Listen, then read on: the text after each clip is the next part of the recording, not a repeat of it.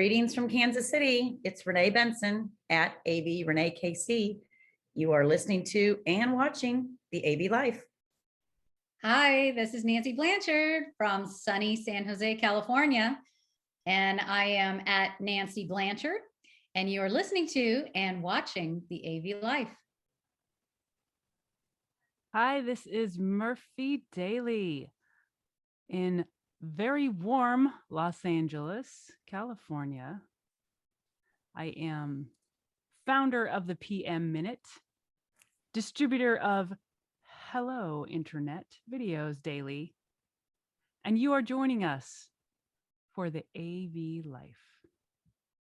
Hi, this is James, writer for the Higher Ed AV Digital Magazine, IT and AV column.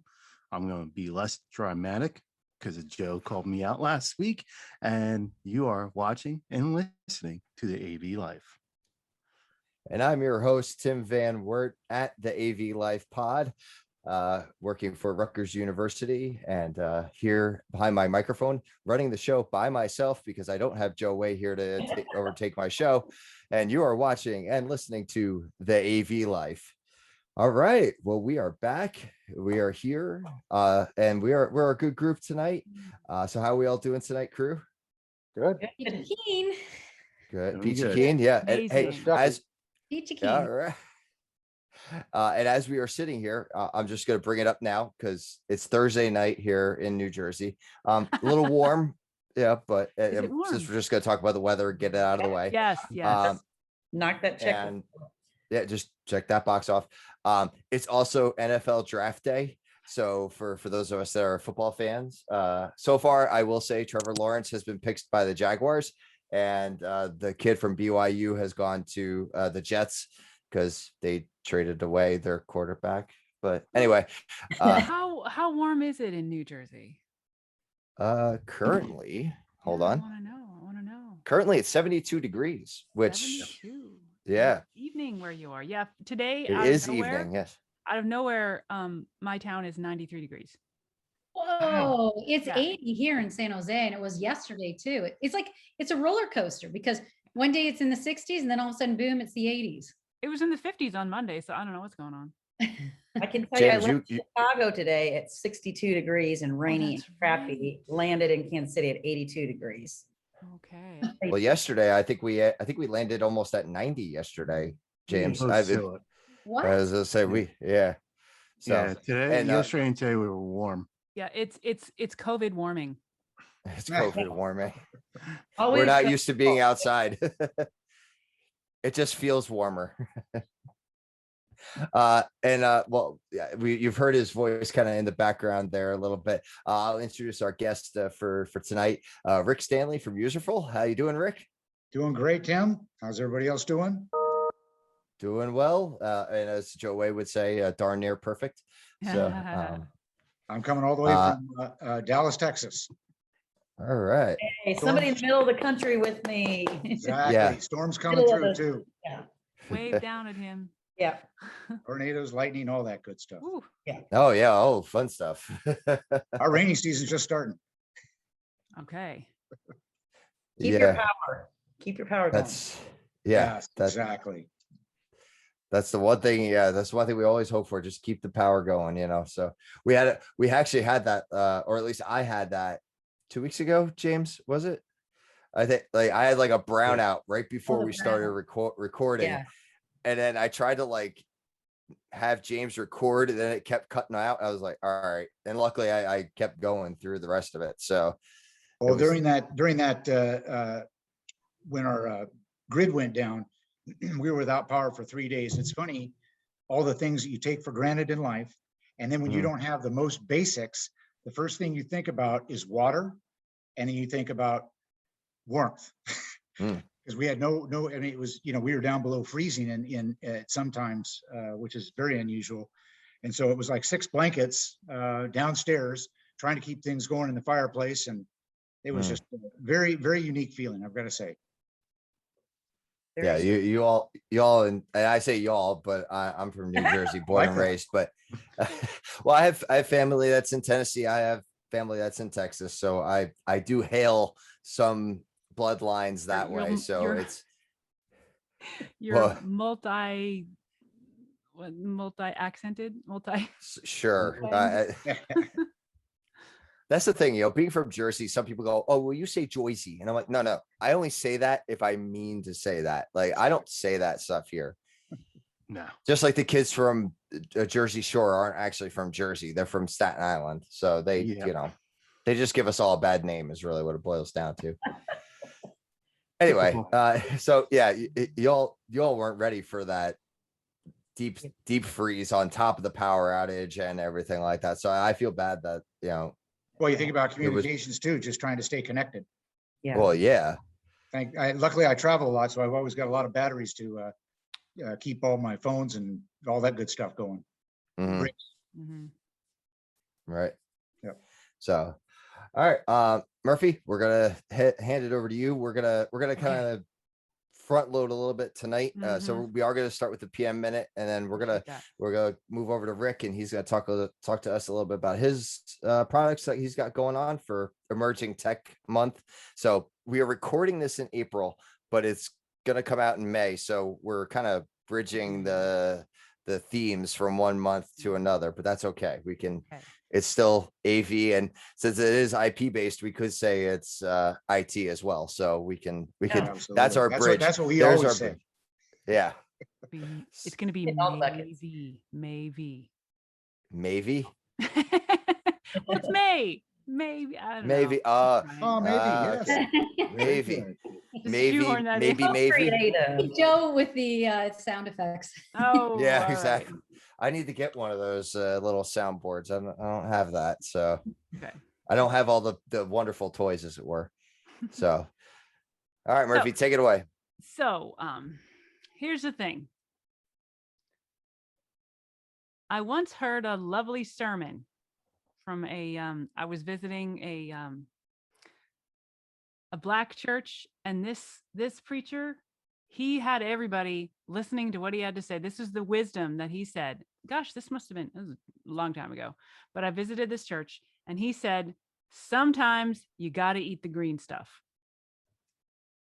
See, now, when it comes to projects, there's parts of projects that are tedious and boring and not exciting, not interesting even. But you got to do it. You got to do the boring stuff. You got to eat the green stuff. You got to do it. And it's not exciting. It's kind of stupid. And almost sometimes it feels like, somebody else should be doing this. Or why isn't there a better system for this? You gotta sit there and go, and like process all these kind of stupid stuff. But if you don't do that, then it's not stupid anymore. It's a crisis. So you got to do the stupid, boring stuff. You got to eat the green stuff. And that's the way it has to be. All right. Sometimes Well, that's how it I goes. will say, yeah, and I'll be honest. I've made fun of project managers that do that, that they like sweat all the details and they have all the reports and they do all the little things. But at the same time, like, yes, you think about all the little details and all the You're little a things hater. that I'm not a hater. I'm just misunderstood as a, no, I'm kidding. So he, it was a pretty decent sized multi-million-dollar project that we were working Okay. on, and the project manager assigned to it, he wasn't the most personable. So I think that was part of the problem as well. He was the good But stuff. he was the green stuff, right? Yeah.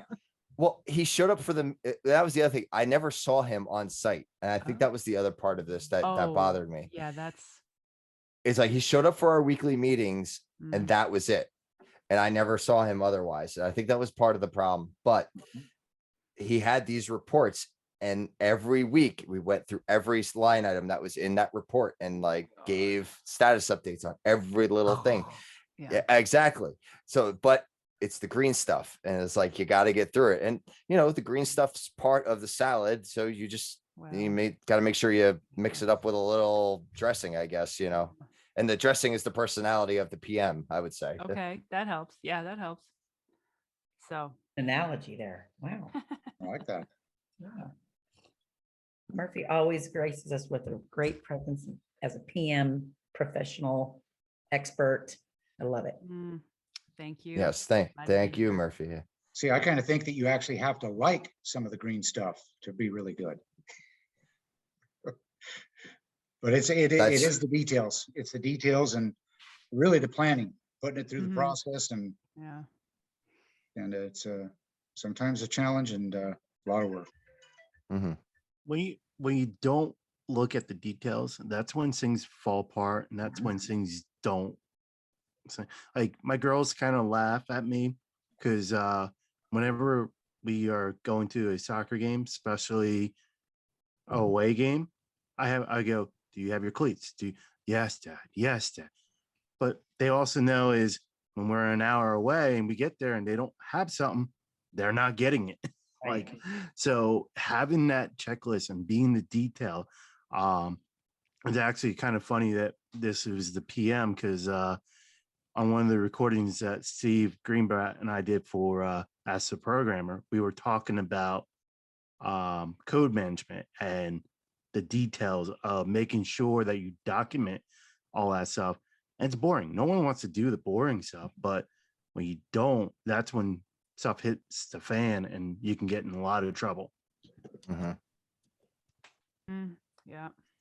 As I say, yeah, especially when it comes to code, and like you guys have so I feel like some of the programmers have their own unique way of doing things sometimes. And I know Oh, there's yeah. ways that like you need to stick to like certain formats when it comes to syntax and things like that when it comes to writing the program itself. But there's certain things that certain programmers do. I guess it's almost like a fingerprint in a way, but nobody else understands it aside from that programmer. So yes, I understand that if you don't do your part there, anybody else looking at it, Yeah. Sorry. Every program is going to have their unique style, but what we were more talking about is like documenting your code to make sure that you have the correct version. I mean, I don't know if you've done this at Rutgers or anyone, but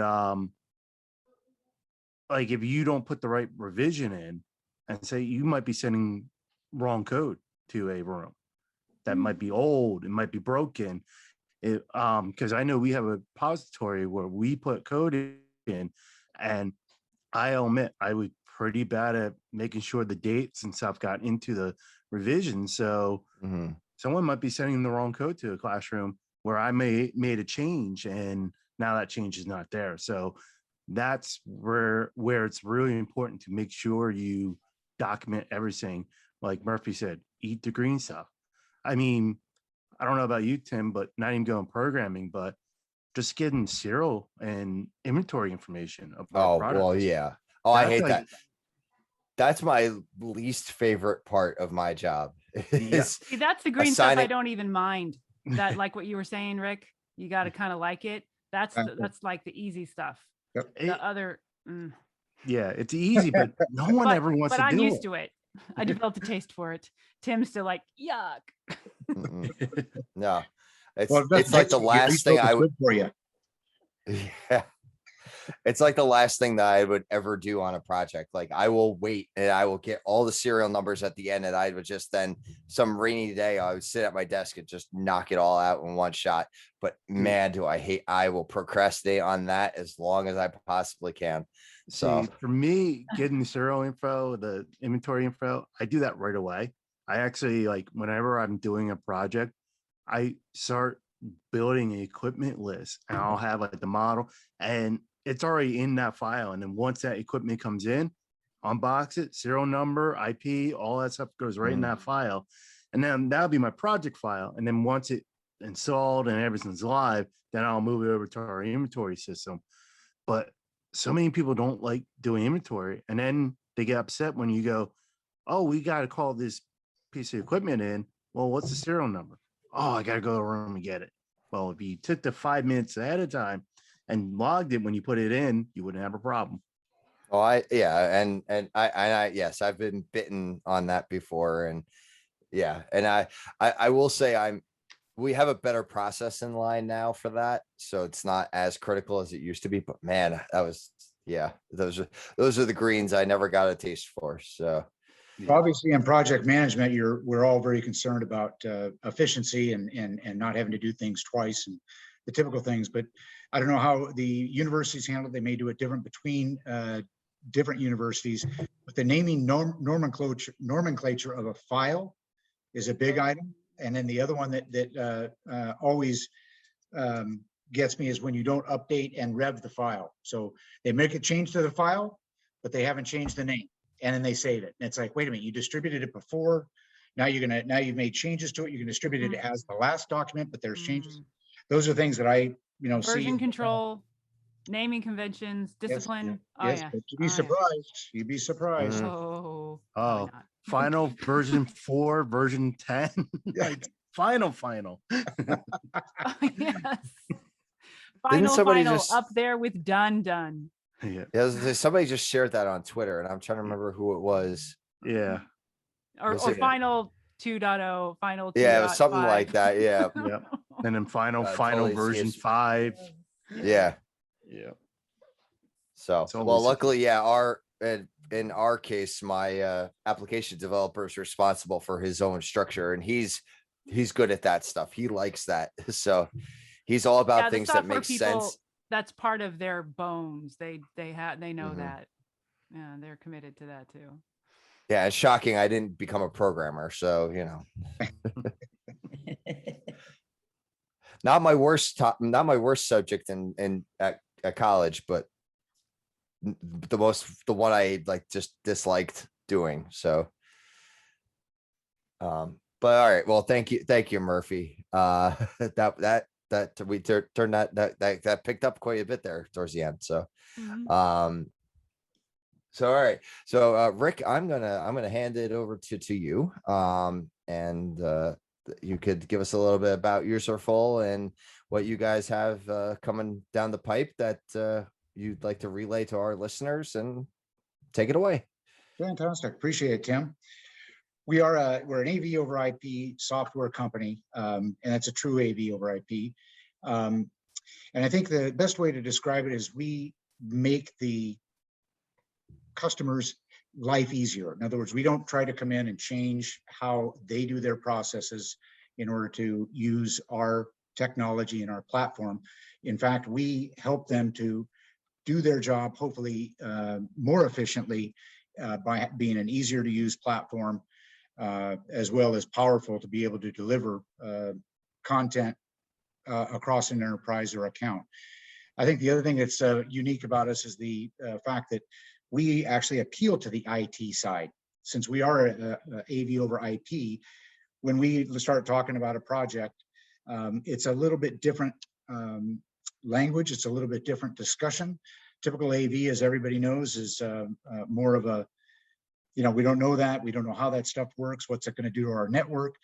In our platform, it's easily understood. And so I would say much easier received, if you will.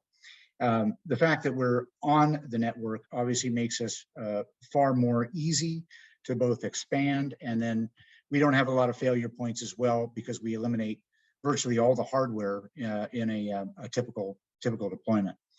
And we do stay ahead of the technology with quite a few releases per year with technology updates.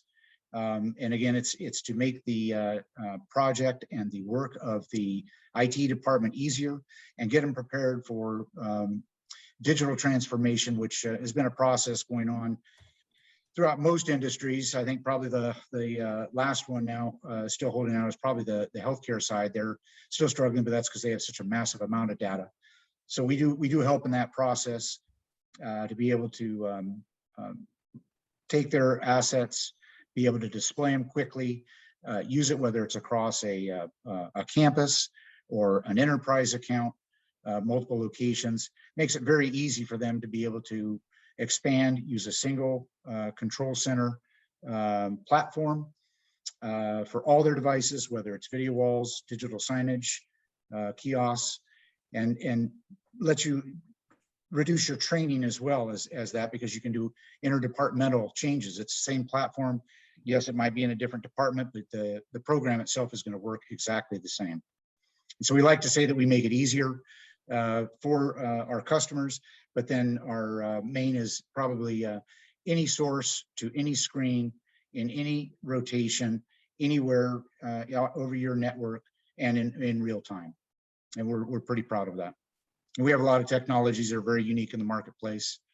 And I think when IT departments start seeing the back end work and the capabilities that we've got with Active Directory and a number of other really required devices in that environment, it makes the choice a lot easier, and they can see the benefit to that, and then see the expansion into other areas and starting to take all their assets under control. All right. That sounds great, Rick.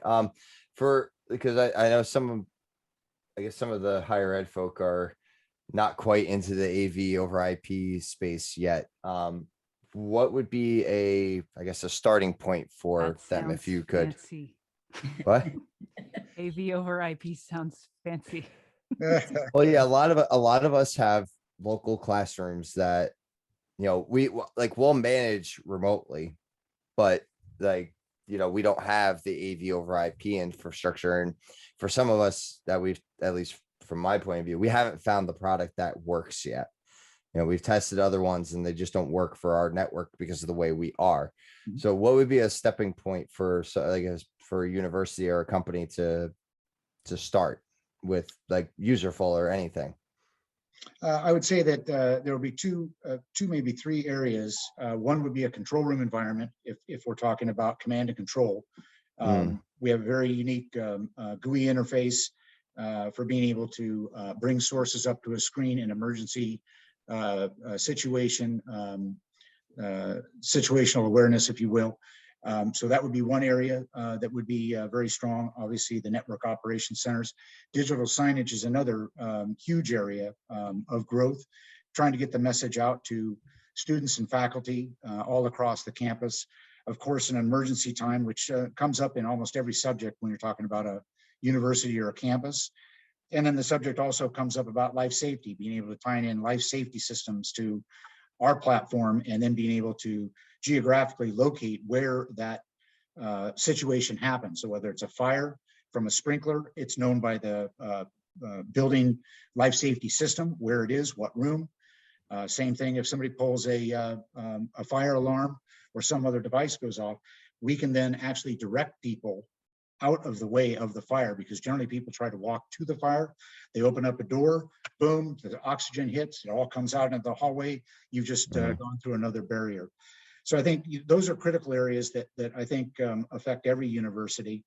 And then certainly visual assets for video walls and other types of displays, whether it's in a presentation room with a large LED wall or a large projection system, being able to take that data and manipulate it and add in all different types of sources really in 15 to 20 seconds is a pretty amazing thing, and certainly makes the process a lot easier.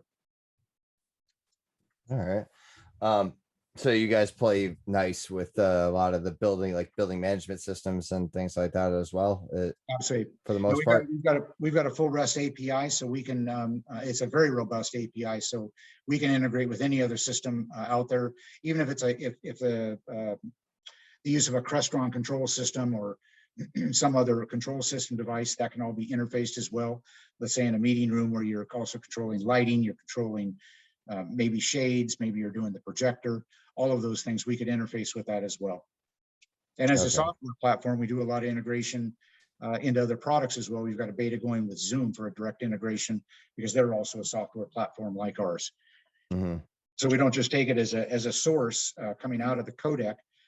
We're actually in the environment, if you will. And so we can bring people in and out in our platform. Pretty, just a different way to look at it. Yeah, I was gonna say that especially for those that may be elsewhere, or questionable data streams and stuff like that. That's nice to be able to have that control on your end. So Well, and Wow. likewise, when COVID hit, obviously, nobody could get into the office, nobody could get into the control rooms when the businesses were shut down. So we created the ability for remote users to be able to access into the data coming off of their video wall remotely, not having to go through the network, which is a great thing on IT part, actually coming in through a web interface to be able to get that data, and it could go out to multiple different people watching it, literally interacting with it just like if the wall was there, because we have a full KVM across our platform as well. So really opened it up for a lot of companies to be able to get to that information, because businesses still have to run. Universities still have to run. Even if there aren't students in the rooms, you're still operating. There's still people on site. There's still things that have to go on. So it makes it very easy for them. Murphy, you look like you had something to say. Go ahead. There was a Dilbert cartoon. I don't know if it was recent or a while ago, of how, last year, a lot of buildings were empty, and the only things that were left were security people or security cameras in a lot of cases. And oh yeah, all the stuff that was there, the valuable stuff. And I had heard that they had very tight control. A unnamed place had very tight control over their equipment, office equipment, except the security guards would always take it. So I was imagining, as you were talking, you could remotely say things on the video wall. You could have the video wall say, "Bob, stop stealing the monitors." You could, if that was a trigger. Yes, yeah. And then We'd have to have pieces some of the information on displays from the Bob. wall would be gone. James, our I was gonna resident say, so- IT guy, do you have any questions? Yeah. Not really, because I'm actually digging in on their website right now. I knew it. I knew what you were doing. You could It's see him browsing it. Yeah. it's very interesting. I mean, Dave definitely took a lot into consideration. This is actually, yeah, I mean, I've heard a lot of companies say they can do this, but this is the first time I actually seen a company that almost seems like they're promising what they say they can do. I'm sure there's other companies out there, just their website and the information that Rick just gave and what's on their website seems very interesting. So Rick, so basically Userful, you guys take the streams as they were, and then you help to manage the switching and the routing and all that, is from the way I understand it. It's like a virtual switcher, if you Okay. think of it that way.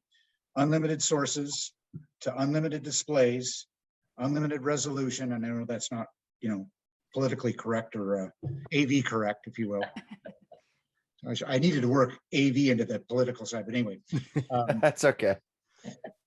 Yes, and so we do some very, very unique things in our platform in the video wall realm, and then sources, like I said, we're unlimited, unlimited presets. So again, recall off of a phone or a tablet, that's all capable. Playlists, either in a video wall application, again tuning that at later evening for bandwidth efficiency. Just there's a lot of enterprise level features in our platform. All right, very cool. Very cool stuff.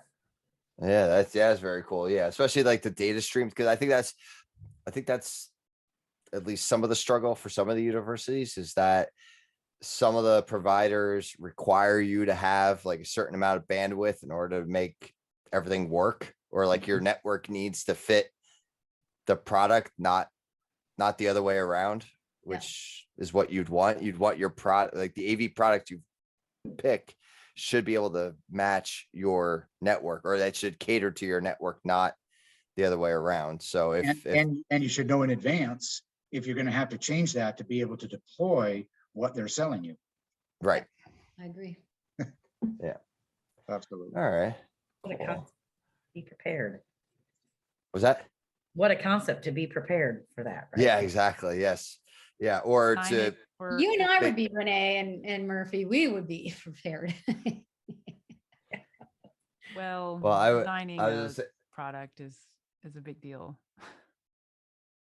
I've been burned before on like AV over IP product, and then the manufacturer kept telling us that we needed this switch and we needed to do this and it needed to be set up this way. And then we started doing those things and it still never worked. And we ended up just ripping out all the stuff and starting going back to our what worked for us. So it's I hate that. unfortunate. And in project management world, that's called a forklift. Yeah. Forklift the equipment out. Yep. Oh, That's well, yeah. It was about it. It was about a year. It took us to like we fought with it. We brought them in. We brought the switch manufacturer in. We did everything we could because we wanted it to work because by concept it was going to work, Sure. and it just never came to fulfillment. And then we said, you know what, forget it. It's not worth our effort, and out it went. So I don't even know where that hardware is right now. I think it went into the dumpster. So In a closet somewhere. yeah, probably. It's actually, yeah, I think it's in a closet somewhere in storage that I don't have space for, but somehow it's Yeah. taking up space. Yeah. So, all right. Well, thank you very much, Rick. That was awesome. I'm excited for a product like that. Now, it would be a matter of talking to the higher ups about that. And but yeah, there's it's a big expanded need for userful.com. that. Oh, was It's- that? Yeah, I was going to say there's an expanded need for that. Yes. Yeah. yeah, and I would say we have a lot of we do webinars about every couple of weeks. So if you go to our website, userful.com, there's a whole section on the different types of webinars that we do. Audi has been on. They're one of our big customers. We did their whole testing facility for their driverless cars. There's a great one on there from Papa John's. We're just in a large the third deployment for them right now. So I would say take a look on there. Very happy customers. We also rate in the G2, which is the rating of a company of how their customers say they do business. We're up Oh, in the top rating in there. We've won it. I think it's 3 years in a row, 2 or 3 years in a row now. And that's they say we're easy to do business with. I like to say that. Congratulations. All right. It's Yeah, important. congratulations. That's awesome. Yeah. Thank you. As a person who works at a distributor of the Userful product, if you're interested, please give me a call. But as a person who works with a lot of manufacturers, I'm telling you what, it's so huge to be easy to do business with. There's just no reason to be so difficult. And I have some difficult ones. I won't name any names. But thank you for being easy to do business with, Rick. Absolutely. Thank you. And thanks for the time on the show. You guys are a fun group, and I'll have to be watching for this and watch the upcoming episodes as well. Yeah, that would be great. Dan, thank you for joining us tonight, Yes. Rick, and There's we more appreciate your PM time. And minutes. A yeah, lot of minutes. Oh, I might lot stay of for PM another minutes. couple minutes or so. okay, cool. All right, well, we're gonna keep on rolling here for a little bit, and actually talking about Rick and the AV over IP. Next month or May, as you're actually hearing this, it'll be May 3rd, Third. right? That's the Monday. Yeah. Yeah. So Yep. today's May 3rd for those of you who are listening to this episode on that date. If anybody needed that reminder, we are now in May or March, 500 something. 365. Yeah, whatever. I've lost track at this point. Like it just doesn't, but May is AV or IT and AV or AV and IT month. James, I always get it flipped back and forth. So Yeah, we know Joe likes the AV more than IT, so it'd be AV and IT. yeah. So we're basically gonna take this month and we're gonna dive more into the convergence is actually the word. I'm gonna use convergence because I think that is an accurate description of what is happening with AV and IT. Because it's not a merger, like it's not overthrowing, it's not but we are coming together, we are converging in one spot. Collaboration, Tim. Collaboration. Okay. Yeah, we are collaborating. Yes. So, because without ruffling any feathers, but AV is our thing. That's there's AV and then there's IT, and I think it was a part of a Twitter conversation with Corey and some other folks a couple weeks back, and we, I'm trying to think of how I put this. AV IT is such a general term for everything computer related. Yes. And then AV is pretty specific about what we do. It's audio visual, it's, and now but we are converging with or collaborating with the network people and those aspects that require more than just your projectors and your DSPs and your speakers and microphones. It's more than just that. So there is a collaboration or convergence. I think collaboration is going to stick with me here, Nancy. So I think that's so we're going to look more into that. We're going to bring people back. We'll bring some folks in who could bring a little more light to the conversation, more than just those of us that are AV or IT in James's case. So Well, you know what? It's true because, it was traditional AV. It sort of like had its own network, not really network. Well, sort of, yes, network, because James and I know about AMX programming and all that stuff. And then now, because you've got Dante residing on the network, and then you've got more technology sort of merging into that IT side of things, that's where now you have to sort of be talking to the IT department, I guess, because you've got to now have things that are residing on, a company's network. And that's what makes it hard, is because, like you said, we have, like our Wi-Fi product that resides on the network. Well, the thing is that not every network is the same the way that it's set up. So it might not work on one company or school's network, but it works on another. And that's where we have to bring like the tech guys and the engineers in to understand your network. How do you have it set up? What is the traffic and things? And it's not necessarily that it's our product that doesn't work. It's just having to fine tune it to work with yours. And that's where now we're getting into like the little idiosyncrasies of, AV, IT, is it the same? Is it, as you said, converging, collaborating? So yeah. The real And I'm sorry, thing- James, I wasn't pigeonholing you into IT. Everyone knows I'm a big component for AVA's IT. I think there's a big misconception, and is everyone's like, well, the AV's going on a network, therefore now it's IT. And no, going on the network does not make you IT. I mean, a HIVAC system goes on to the network, and that is not IT. So yeah, really, what I keep saying this, and it's, you have to define what IT is. You have to define what AV is. Now AV is, like Tim said, pretty straightforward audio visual. But what's great is all these conversations I've heard where people say, oh, AV is not IT. And they start throwing examples at me, but they're talking about I wouldn't say unique cases, but they're like, well, if you're doing this, it's AV. But if you do this, then it's IT. For example, let's take a display. If I'm running a digital signage on it, that's AV. If I hook up the computer, now it's IT. Well, what's the difference? yeah, It's still display, still using resolution, it's still using graphics and your bit depth and all that stuff. So to me, is IT is information technology, and it's using technology to get across information, and that's what AV is basically doing.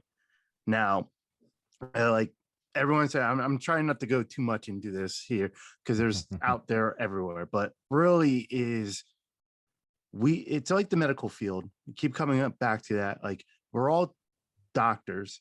Your AV people are your plastic surgeon. Your plastic surgeon is not doing your heart surgery.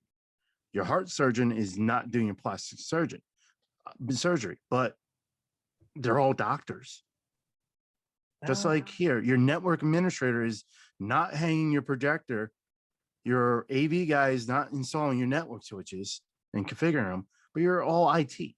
You're all information technology, sharing information among users for two-way communication. Like I said, we're all specialists within the big blob that keeps getting bigger and bigger because IT just keeps growing. So would you say that IT, it's broad, it's sort of in, like you just mentioned, general terms, because you could say you're a doctor, but you're a doctor of a specific type Yep. of profession or medical, yeah. Yeah. Like, That's Mhm. like I said, I find that, yeah, your network administrator is, they don't really, they say they're IT because they kind of, that's a blanket society term to put out there. I Yeah. mean, kind of think about this way. Go to your grandparents and ask them if their TV breaks, who are they calling? They'd Most say likely they're going to call like TV Geek repairman. Squad or TV repairman for those real Mhm. old people who there used to be a company that repaired TVs. Yeah. But nowadays, most likely, going Best Buy Geek Squad, which is an Mhm. IT company, Yeah. not an AV company. They're Yep. an IT company. They're not. They don't see AV as AV. Your lane. I hate using that word lane, but your lane person, they don't understand the difference between IT and AV. They see it as one. Mhm. Why are we trying to fight that? And a lot of them, instead of saying IT, they'll say tech. They're in Yeah, high tech. tech. Mhm. I Well, don't and think what's- so. I What don't was that, think Murphy? IT. I don't think IT people call themselves IT really. No, they call them techs. No, they don't call them techs either. They It call depends themselves on what. specific. They call themselves Engineers. specific. They call Yeah. themselves Engineers, specifically yeah. what they do. They say, "I'm a data analyst. I'm a network administrator." And it's I'm a- funny because Website. if I'm doing my like 30-second elevator spiel to somebody like that, because I've got a 6-year-old, so my wife and I are just getting into like the whole parenting thing and like meeting new parents and stuff like that. So Right. yeah, I know, I see all the smiles on the older parents out there. Uh, Easy on the word um, older, easy. Yes. all right, never mind. Anyway, so I've come that it's just easier when I'm talking to somebody and they ask what I do. If I'm just doing that initial introduction, I say I'm in IT because that's what they understand. People understand that if you say you're in IT, you do something with technology, not that it's, anything more than that. Yeah, Yeah, and that's I why I know. go with Well- that. Oh, that why I go back to Murphy with the whole. I think it all depends on who the person's talking to. Like if a network administrator is talking to another tech person, they're gonna use, yeah, I'm a network administrator. They're gonna be that fine. But if Yeah. they're just talking to a general public, John Q public, and they go, oh, I'm a network administrator. I mean, that's a broad term. That's, people do understand that. But if someone goes up to you and go, oh, I'm a DBA, how many people actually know what a DBA is? They're going to go, I'm a tech, I'm an IT person. But when they're talking, if they're talking to a help desk person, they'll be like, yo, I'm the DBA. So I think it all depends on who they're talking This is true, but our audience is not the people watching the soccer game. Our audience is our customers, right? And the people that we're working with. As Yeah, a project manager, I immediately, whoever I'm talking to, I start to figure out what their expertise is, so I know which language, what words to use to describe what I'm working with. Do I talk about it in network terms? I talk about it in database terms. I talk about it in all the different ways I could describe it, but I have to know their frame of reference. And from that, Oh, yeah. I mean, Yeah. again, when you're talking to a person who's more knowledgeable about the field, you're going to get the people to say, Yeah. I'm more of what I am. But if you're just talking John Q public, there might be more, oh, I'm a tech. Yeah, Sure, and but- if I say, I'm in the AV industry, they're like, AV, what's AV? Then you Yeah. say audio visual. Well, what's audio visual? And then you go, well, projectors, and you start throwing out all of the boxes and stuff like that. And then all of a sudden the light bulb goes off. Or I'll say, in an office, your boardroom or whatever, and you've got this and that. Oh, okay, got it now.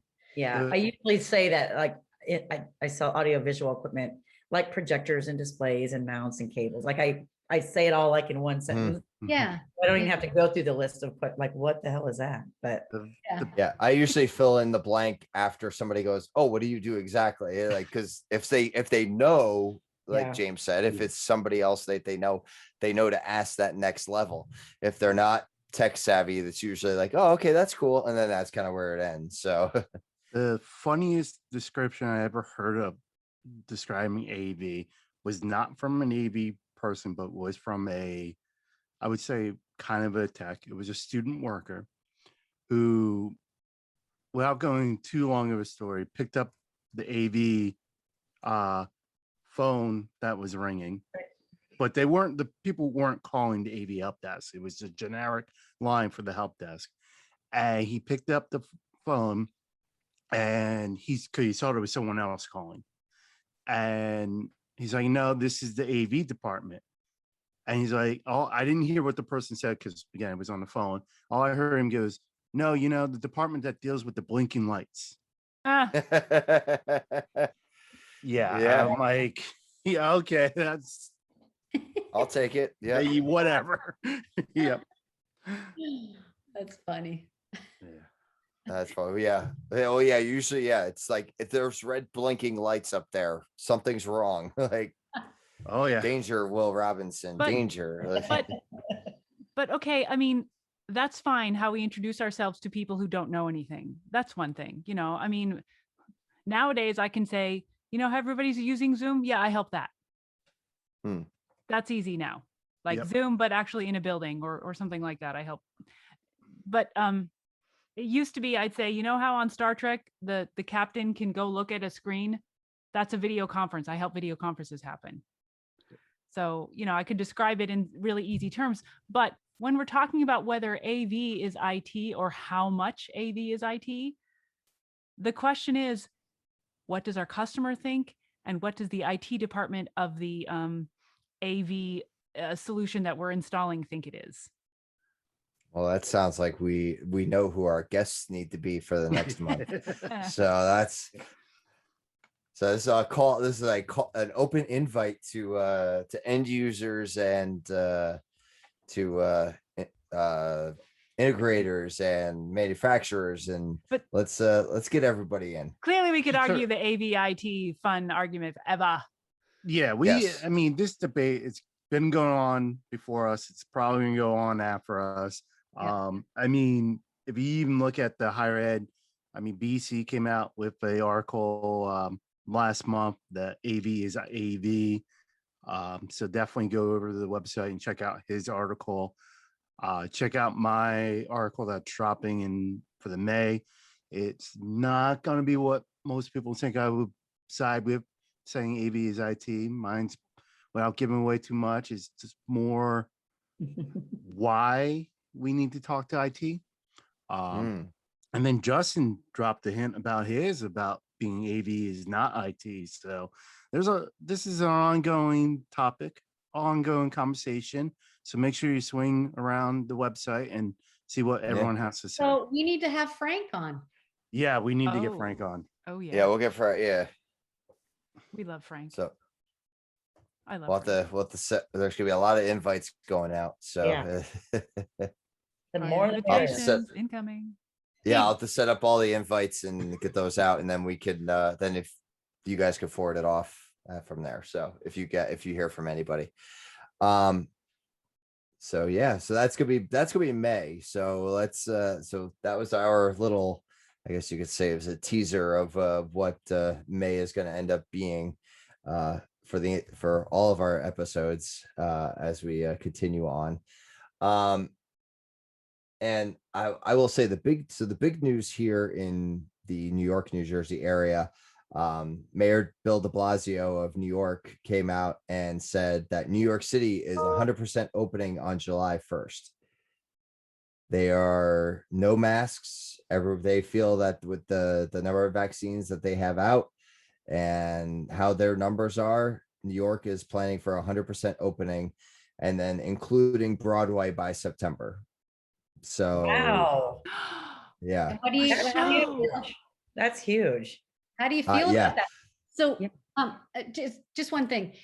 I posted on Twitter this week, and it was Mhm. a graphic of it saying, you know, what you can do, where you can go and things. So it's saying if you're vaccinated, you can go outside without your mask, you can get together, you know, I think it's like a group of 6 or 10 or something like that. Then on the other side, it had, if you're not vaccinated, you can still get together with those people that are vaccinated in groups or parks and things. From what I understand is, sure, you get the vaccination, you're protected that you won't catch it. However, you still can carry it and pass it on to others. So how does that justify being able to allow non-vaccinated people with vaccinated people? See, now I've There's no- actually heard the, There's no and rhyme I've or heard the reason to it. contrary.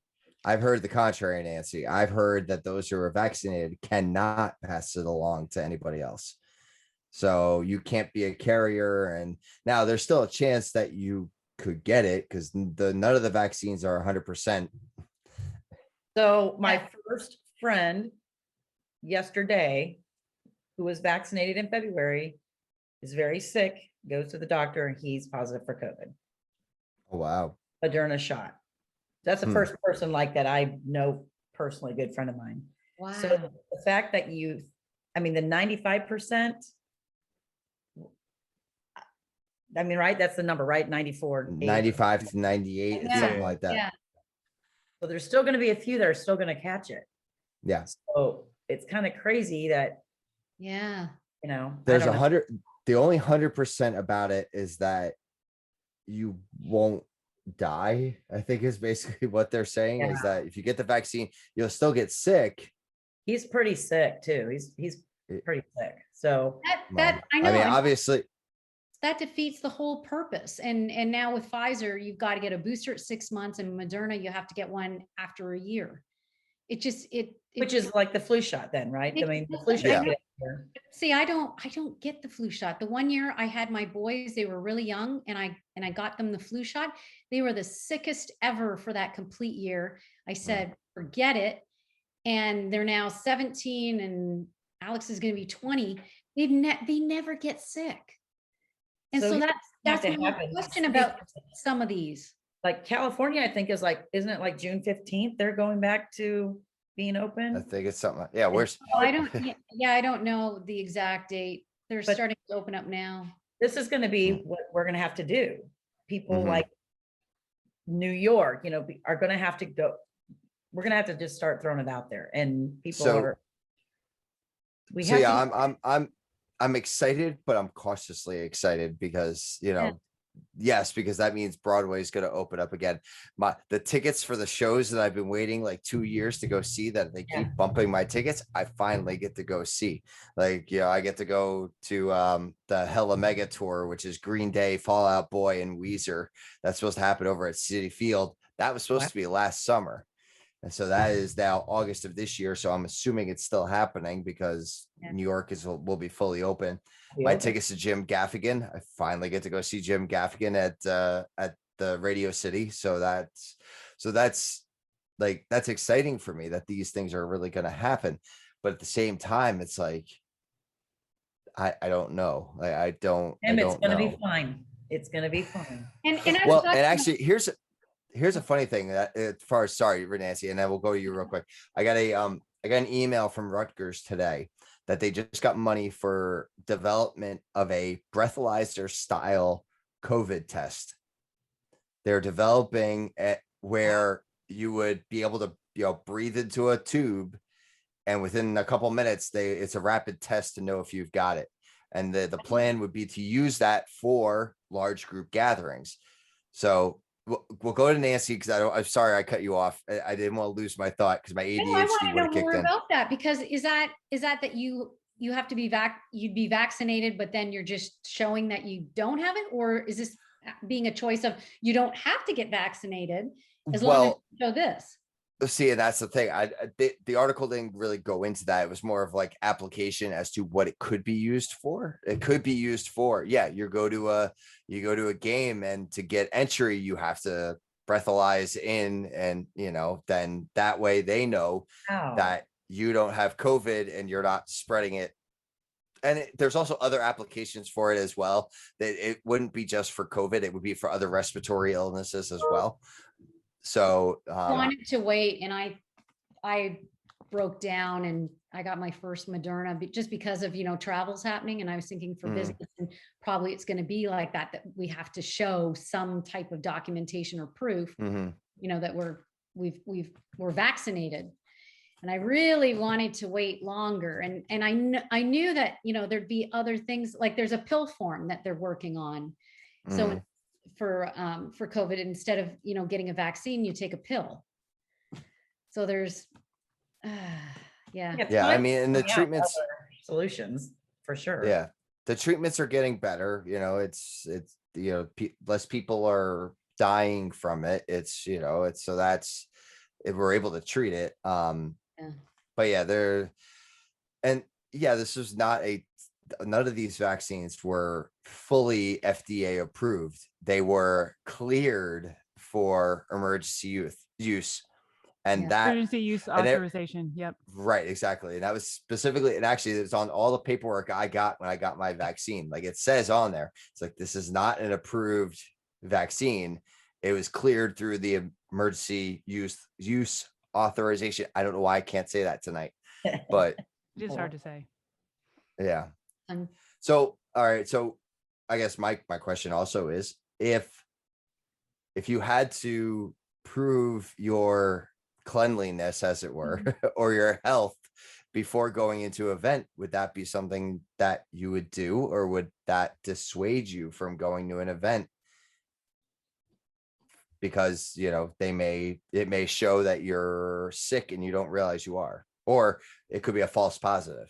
Exactly. That's what I was going to say is when they start using those, what's the percentage going to be on accuracy on that test?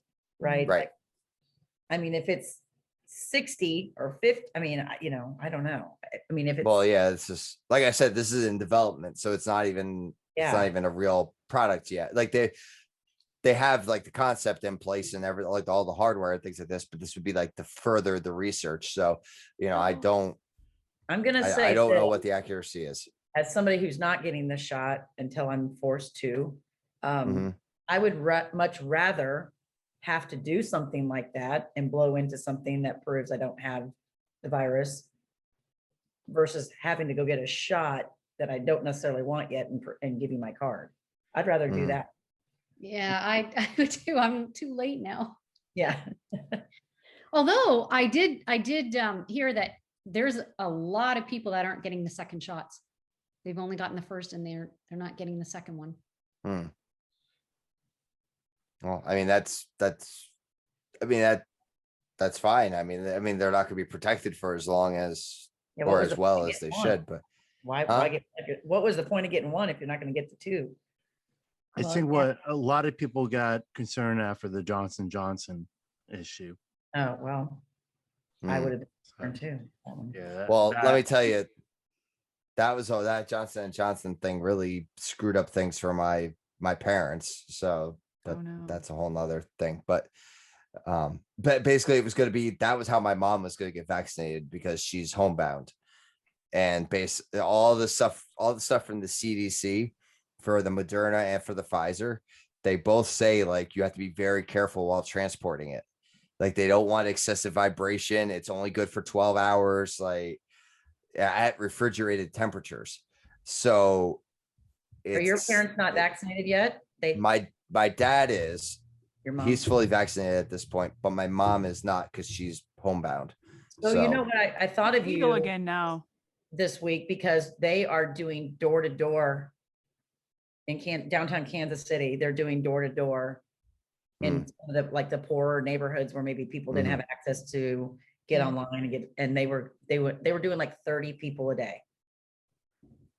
So I don't know how they were transporting them or not, but then some of these people that would have not otherwise. But I thought about your mom too. I mean, I guess if it's in with a reasonable area that they could do that. I mean, it sounds like they don't want to excessively travel, and it says in the paperwork from the CDC, and I could pull it up. It says something to the tune of that, whenever possible, transport in the original packaging. Like it specifically says that from them. So, so yeah, I guess if you're going to a neighborhood that you're going to be doing 30 shots and, you bring X amount of vials in the container and you're not really going anywhere after that, then Hmm. yeah, but yeah, and this is New Jersey. I wish things were that easy here in New Jersey. So, my home state, Alaska, is planning now. Knowing Alaska like I do, they pretty much vaccinated everyone who is wanting or willing to be vaccinated. So they're at about 40%. Alaskans are not people who sign on just because someone says they should, right? So, Nancy, you're like, yeah, I don't think I want it. And there's a lot of Alaskans who are like, no, thank you. So they're like, well, we've been given our ration of vaccines for the whole state. And the whole state's like, we're good. So what they have actually done, because tourism is a big deal there too, they're like, hey, we're going to set up a vaccination station at the airports. Come visit Alaska and get vaccinated. Oh, Interesting. I'm like, yes. They're like, well, we've got extra. Welcome to Alaska. Stab. I was like, I know. They're like, well, I guess you can. you might be sick. recover. Yeah. But, I'm like, Huh. hey, share the wealth. If somebody who wants it can come get it. All right. Interesting. Yeah, I mean, yeah. That is interesting. But you know what? Yeah, there probably would be people in maybe a more affluent area that haven't been able to get the shot yet. Yeah, they've hop on a plane and go up there. Although I think I've also heard Alaskan Air, it also has like the best air quality of an airplane too. Okay. No. Like they Yeah. like went, I was talking to somebody, I think at like the supermarket or something like that. And they were telling me that they went through and like upgraded all of their central air systems, that like they pump out a lot cleaner air faster. So I don't know. I'm just going Well, that based kind of off needed to of- happen anyway. It's kind I was of gonna say, I'm glad that gross. that happened anyway. Yeah, Yeah. right. we were, interesting. Yeah. So yeah. So anyway, so I mean, that all stems towards now Infocom, coming Ah. up in October. So I mean, this do we, and I know we've talked about this. Do we think this is going to be a full-blown Infocom? Do you think, based on now this new information that we're hearing from, California and New York and Florida was just always the Wild West anyhow. So, so does this help Afixa? Does this help, bring, bless you, Renee. Thank you. Well, you know what? It's also NAB. NAB is just right. And there. NAB, I'm sorry, yeah, and smaller and like smaller show. Well, NAB is not a smaller show, but yeah, other shows. James, you were gonna say? Yeah, I don't think Infocom is gonna be what it should be.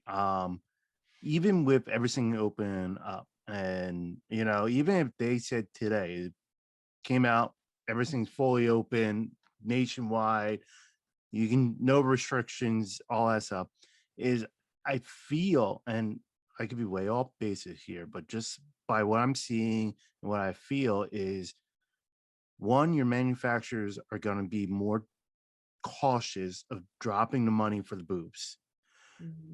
Because one, are they going to get the return on their investment? Are they going to want to spend that much money on a booth for half the size of a show? Because then you also look, I mean, higher education, like how many people put out there that they would love to go, but their schools have a travel ban right now. So, and budget freezes. And then you got to look at integrator companies and stuff like that. They might be in the same boat. And as I was talking to someone the other day, is even if my university said, yes, they'll pay for me to go, how could I feel confident about that if I know there's a budget issue and there's, now knock on wood, this hasn't happened yet, but say a friend of mine in another department was laid off because of budget cuts, but I'm going down to Florida for Infocom. Like, that's not right. There, and then how are these other private companies justifying the same thing. I mean, I'm going to pick on, say, Nancy and Murphy. Like they work, say they work for the same company, and they say, okay, Murphy, we got to let you go. Hey, Nancy, you're going to go down to Florida for Infocom. Like that's kind of. But but is that the reality of sales? Like that you need to be Yes. there though. Like that's yes, it's a Yeah. suck that they laid off somebody to make a decision to send somebody somewhere else, but But I you think know, do that's gonna be a understand huge that. piece of it. It's a I think you're right. business. Yeah, it's a business decision. I understand that. But like I said, as an employee, I would feel horrible about that. oh yeah, no, I completely agree. Yeah, I think that's gonna be a big factor. Some of these companies that are just getting back. I mean, I know just from what I'm seeing on my daily life, I'm being asked to requote things from late 19, early 20. Projects are coming back to fruition. Mhm. And now that they're in there, and everybody's saying It's alive. it is. So the Q3, Q4 this year is going to be pretty big because of these projects are not coming back. But at the same time, a lot of these companies took a huge hit, and yes, they laid off a lot of people. So are they going to put $1 million booth in or $500,000 booth there in the front? Or are they going to scale it down?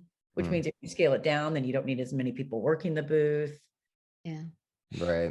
But then, there's a lot of people. Well, they who all are have to saying, stand so many feet apart too. So well, I don't know, that might be gone by October, who knows? But then it's like, how many people have said, I'll take vacation and take my own self down there. I'm one of those. Well, people. If I'm not, I was gonna say I thought about that. Mhm. Oh, I mean, yeah. yeah. So then you're gonna have.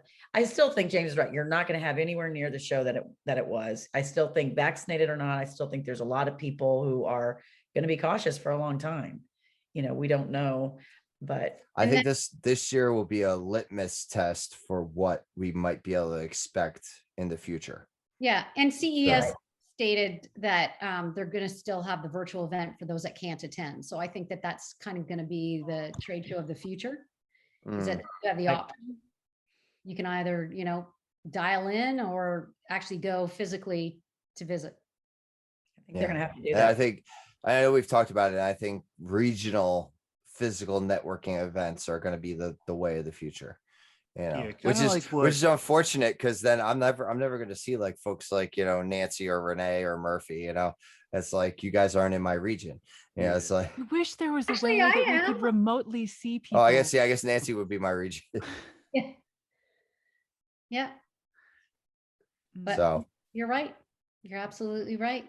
I mean, Spinatar has an annual golf tournament that's down in SoCal, and I've gone for the past 2 years. And I got the notice, and I said to my company, "Hey, are we going?" And they said, "It's not in the budget this year."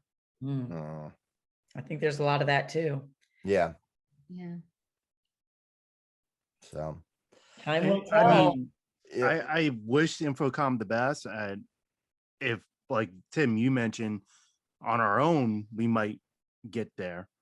But it's definitely, I'm not going there representing my university. Well, yeah, no, I say it's Rutgers is not paying for me to go like Yeah. that. That's already off the table. Like I know that. So unless I'm sponsored otherwise to go there, or if I decide to go on my own. Where's So Joey when you need him? I know, really, yeah. Where's he working on our sponsorships?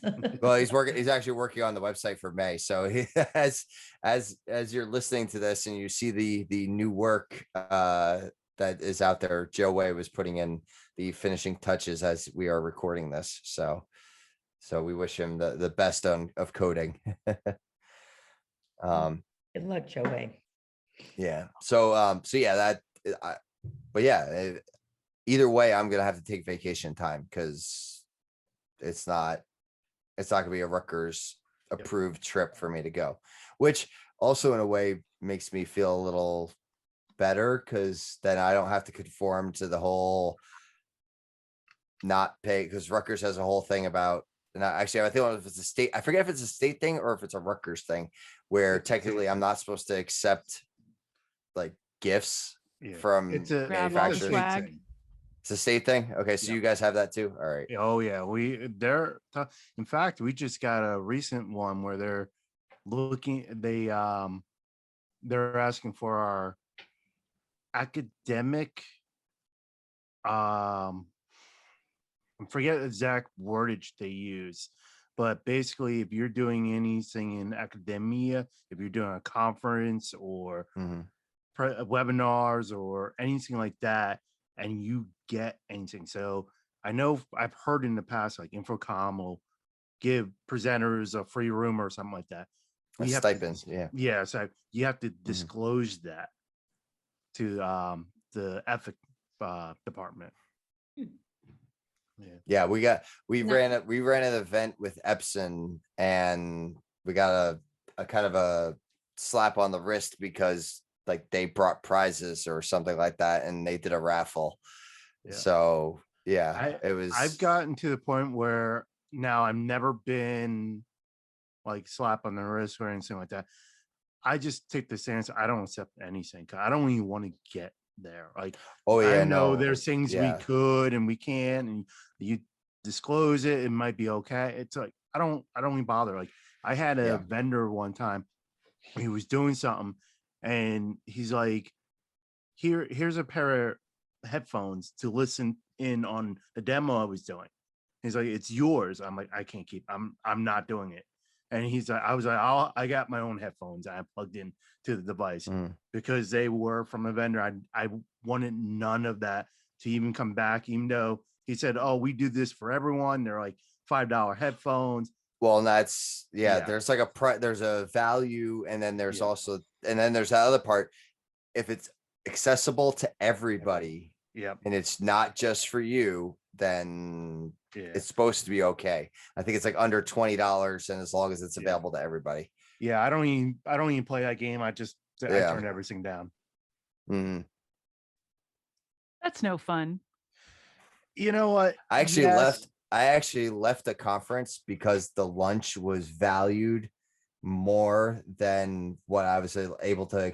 And I went and had like Shake Shack or something like that for lunch, because then I could expense it out and it was fine.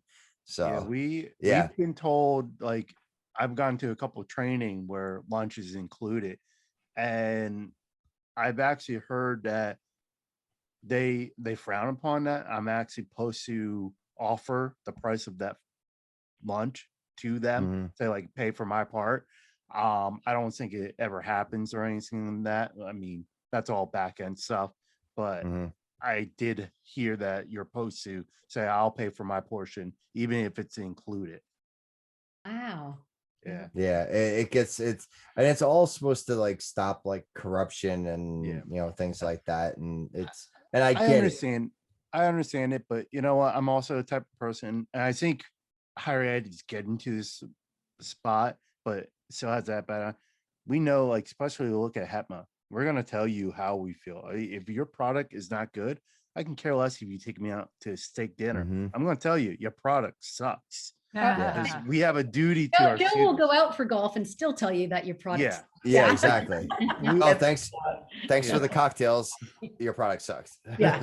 we don't have a duty to manufacturers. We have a duty to our students to educate them, Yep. and that's where our alliances line. But you have bad apples, and unfortunately the bad apples are the ones who ruin it for everybody. I was just gonna Mhm. say, this is the reason why they have a sign at McDonald's that your coffee is gonna be hot, because there's some jackwad Yeah. that at one point took advantage of the system and Well, I've learned a little more about that case. It was interesting because there's actually a regulation of how hot they're supposed to keep the coffee.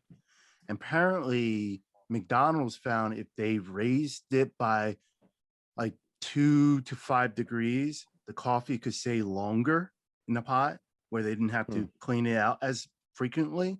And that's so they were actually over the regulated temperature that they're supposed to do to try to stretch it out longer.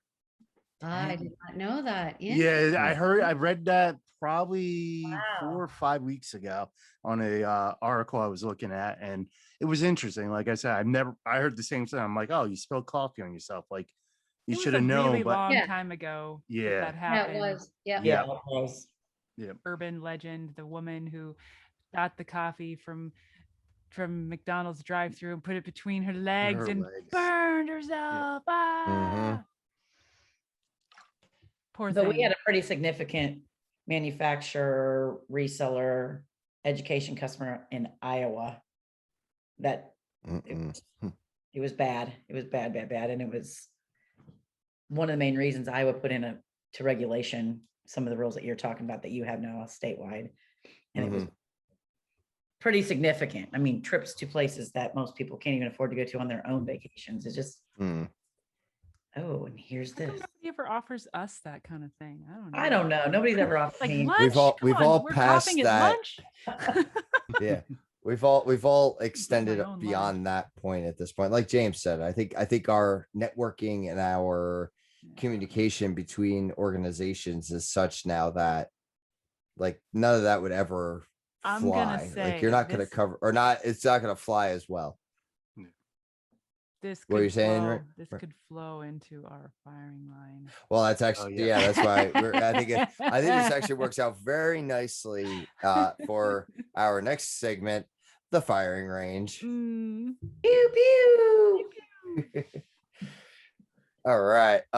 So, and I know this has popped up in a couple different areas. So, just in case you were not aware, there was a Japanese man was arrested. This is not quite a week ago, for fraud after dating 35 different women at the same time in a scheme to get birthday presents from them. The gentleman, 39 years old, met the women while selling specialized shower heads as part of a multi-level marketing Oh company. my. He had no known address and pretended to each woman that their relationship was serious and received lavish gifts from them for birthdays that did not exist. He was actually born on November 13th. However, to nearly 3 dozen women who lavished him with gifts, nearly about $1,000 worth. His birthday was February 22nd or in July or April. And the victims filed a complaint with the police in February, and the investigators think there may be even more. So Of course, there as are. of right now, he's at 36 victims and nearly $1,000 worth of gifts. So, I mean, do we want to split in half on this, or should we just give our own opinions? Because I we're think also, Give our own opinions. yeah. So is this guy a genius, or is he really breaking the law here? So, my first thing I want to look at is, and up front, I do not agree with his tactics, and I think this is ethically wrong. And I Sure. don't know the Japanese culture or their laws, but what law did he break? There is that saying, buyers beware. There is that, like, he didn't force these ladies to give him birthday gifts. He conned them and say, hey, it's my birthday. And they got him gifts. And yes, he's a con man, but what he did was he didn't break, to my knowledge, what law did he break? What law are they? What is their standing? That's Fraud. Legal term.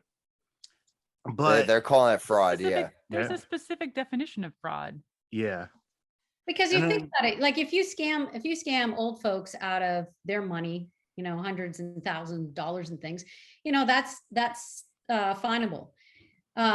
It's or but also you or gotta other- think other- this is Japan, so what But the it may other be thing different to is- them. The older folks who are getting scammed out, it seems like we have that a lot here happen. Yeah. Somebody is scamming them because of a business reason, like I'm the IRS and you didn't pay your taxes and there's like some major fraudulent thing behind it. This is like he's going out and courting these women. And oh, by the way, nice to meet you. It's been great getting to know you. Next week's my birthday. They had a choice to go buy him a gift or not. I think he's a complete jackass for doing this, but I don't think it's it's ethically illegal, Okay. but Okay. What's legally- amazing to me is that he's got all these women that he's keeping track of, and he's not even using the same birthday. He's kind of Yeah. spacing out the birthdays. I'm like, that's a lot of organization. That's kind of some green stuff. Did he have to like have a spreadsheet and say, okay, Got an Excel spreadsheet somewhere. oh yeah. Yeah. And he was lining up, okay, this person, I got to tell her my birthday's coming. He's got to like prime the pump with all these women. And And it works. Don't they say like a lot of like sociopaths and psychopaths are very organized anyhow? So Oh, you know. yeah. Their what brain does that is say about me? I wasn't talking about you specific Murphy, but if you've got some interior demons going on there, My I'm spreadsheet, kidding. my precious spreadsheets. Well, yeah, and I will say it's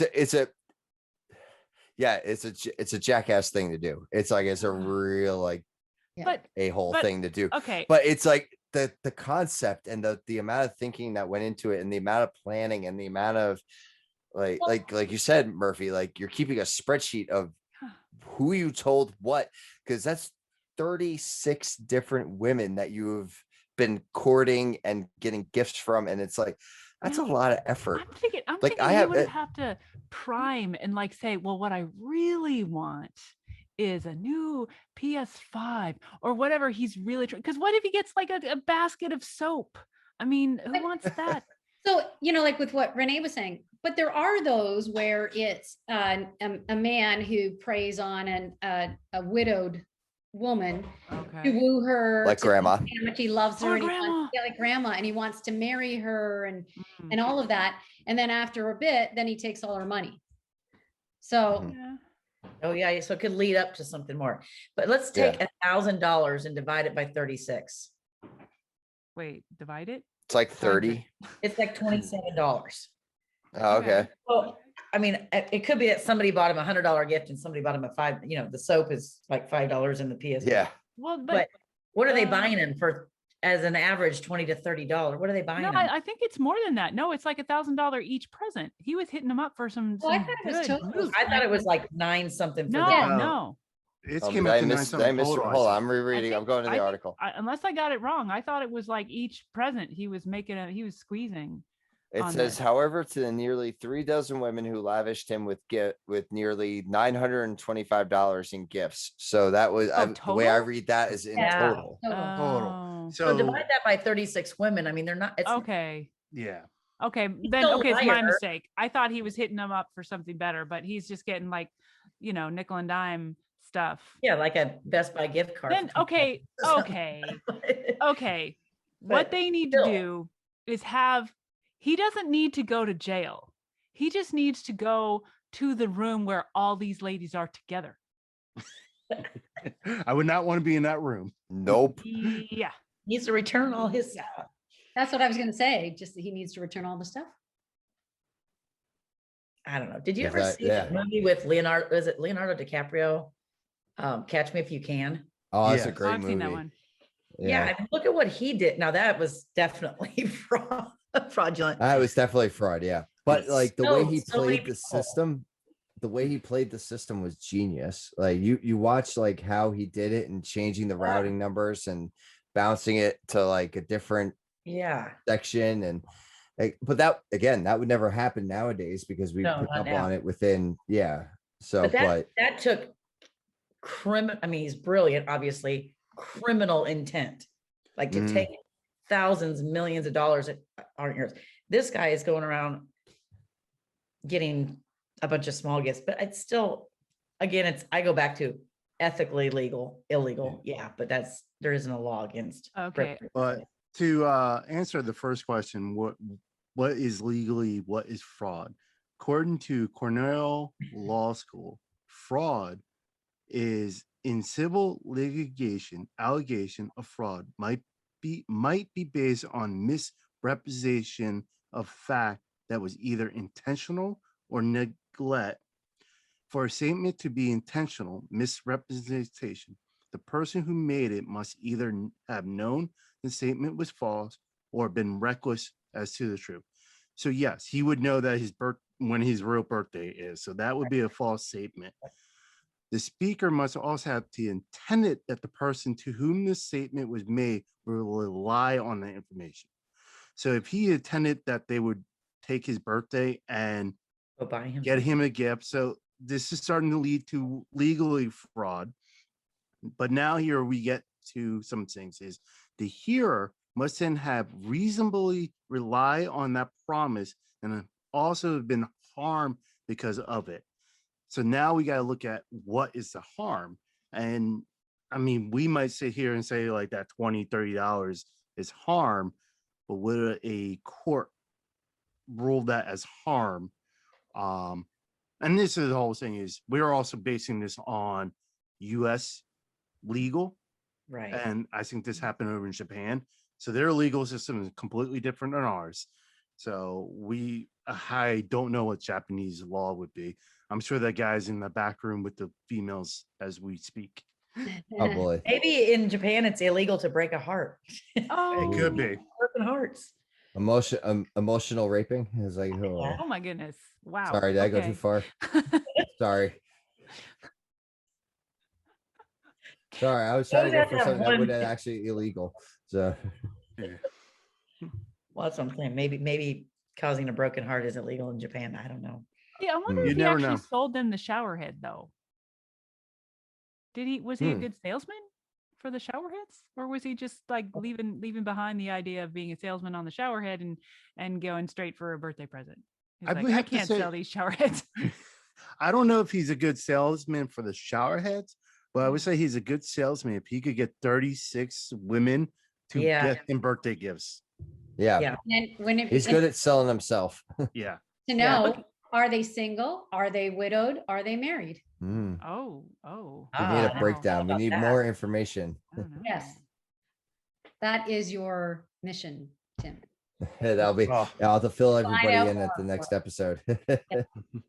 We'll leave it as he's just a giant jackass. He is just a giant Yeah. jackass. There you go. Yeah. Yes. I think we all can agree on that part. Yeah. Yes. So, all right. Well, there you go. That's we're all winners because we all agree that he was a jackass. So there we go. All right. Well, we're gonna wrap things up here tonight with this episode of the AV Life. Rick had to hop off. He couldn't stay with us for all the rest of the fun, but it was great having him on tonight. So thank you to Rick for Thank you, Rick. joining us. Yeah. Yeah. Thank you, Rick. And thank you to the crew as always. It's been fun. Yeah, look for us next month as we talk about AV and IT. And go to higheredav.com. Go check out our sponsors while you're over there. There may even be more this month, so keep a lookout. We'll see. So there might be more places to visit. Yeah, Joe So- dropped the teaser on Twitter. Oh, hold on. Yeah, Joe he has did. a Yeah, book. there's Joe a has big a book. question mark. So what was that? Joe has a book. We haven't talked about that Oh yet. man, Man, I See, thought we were going the wasn't whole gonna show. Say it. Someone has to Ah. bring it up. Joe just always. texted me and told me. No, I'm just kidding. Uh, You're welcome, Joe Way. all right. Well, seem- all right. Oh, Yeah, while Joe we're at has it, a book. Murphy has Murphy. 2 books, right? Or 4. 3, 4. Four. Yeah. Yeah. And I'm always working on more. Actually, I have a new article coming out soon for Rave Pubs called Better Off Said. And this one's a little bit funnier than my usual technical ones, but talking about how you got to say what needs to be said to keep things moving, All in right. which I do describe punching the wall. But Oh. it happens. Just saying. I'll be on the Well, if lookout. you're Andy from The Office, it happens twice in a series. Okay, So okay. Yeah, punching the wall in a spider costume. I wish I was there for that. It was an intense moment. I would imagine so if you were punching a wall. So I'm wearing a spider costume. and it's wearing a spider costume. These things happen.